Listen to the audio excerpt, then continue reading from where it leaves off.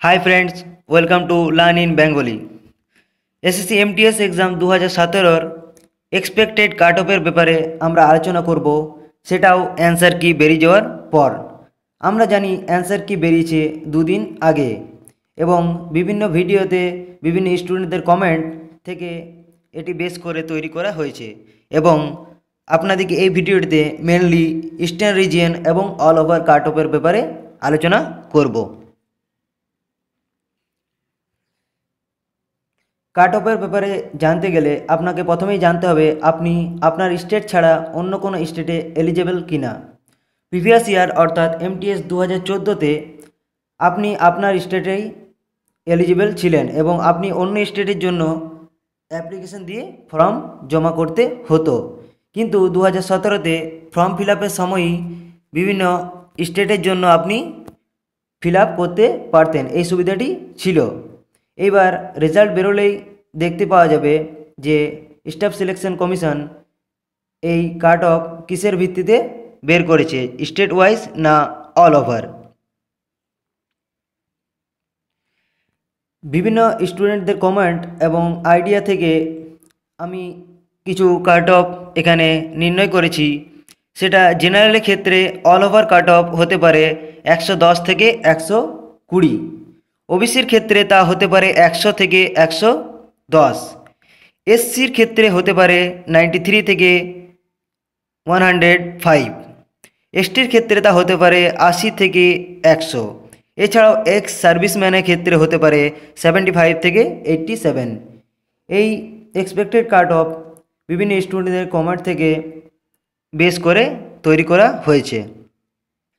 এই ভিডিওটিতে মূলত আমি ইস্টার্ন রিজিয়নের ব্যাপারে কাট অফটা বেশিভাবে আলোচনা করব। ইস্টার্ন রিজিয়নে যেসব স্টেটগুলো পড়ে, যেমন ওয়েস্ট বেঙ্গল, উড়িষ্যা, ঝাড়খণ্ড, সিকিম, আন্দামান নিকোবর আইল্যান্ড ইত্যাদি। এখানে আমি ওয়েস্ট বেঙ্গলে দেখতে পাচ্ছি ভ্যাকেন্সির পরিমাণ অনেক, 491টি, অর্থাৎ এখানে কাট অফের পরিমাণও কম হবে, অর্থাৎ 110। উড়িষ্যা কাট অফ হবে 106, Jharkhand expected cut off 108, Sikkim এখানে দেখুন ভ্যাকেন্সির পরিমাণ খুবই কম, মাত্র একটি, তাই কাট অফ বেশি হওয়ার সম্ভাবনা বেশি, তাই এখানে কাট অফ হতে পারে 111। আন্দামান নিকোবর আইল্যান্ড এ কাট অফ হতে পারে 102।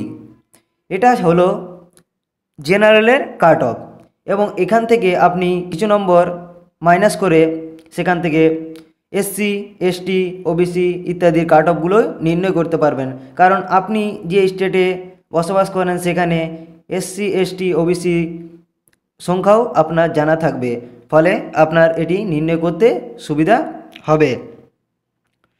এবং আপনাদেরকে একটা কথা বলি, যাদের মনে এই প্রশ্নটা আছে যে আমার টায়ার 1 ক্লিয়ার হবে কি না, টায়ার 2 এর জন্য প্রিপারেশন নেব কি না, তাদের বলে রাখি টায়ার 2 এর জন্য তারা প্রিপারেশন নিন, আপনার যদি একটু আশা থাকে যে আপনি টায়ার 1 ক্লিয়ার করতে পারবেন। কারণ আপনি একটা কথা মনে রাখবেন, আপনি যদি প্রিপারেশন নিন সেই প্রিপারেশনটা কখনো আপনার বৃথা যাবে না, কারণ কখনো না কখনো সেই প্রিপারেশনটা আপনার কাজে আসবে। এছাড়াও সামনে CHSL বেরিয়েছে, এটাতে না হলে ওটাতেও প্রিপারেশন করুন, আপনার নিশ্চয়ই কাজে লাগবে। আপনার পরবর্তী এক্সামের জন্য বেস্ট অফ লাক। আশা করি এই ভিডিওটি থেকে আপনারা অনেক তথ্য পেয়েছেন। এই ভিডিওটি ভালো লাগলে অবশ্যই লাইক করুন, শেয়ার করুন, এবং কোনো প্রশ্ন থাকলে অবশ্যই কমেন্ট করে জানান। এছাড়াও আরও ইনফরমেশন ও ভিডিওর জন্য আমাদের চ্যানেলটি সাবস্ক্রাইব করুন, লার্ন ইন বেঙ্গলি। ধন্যবাদ।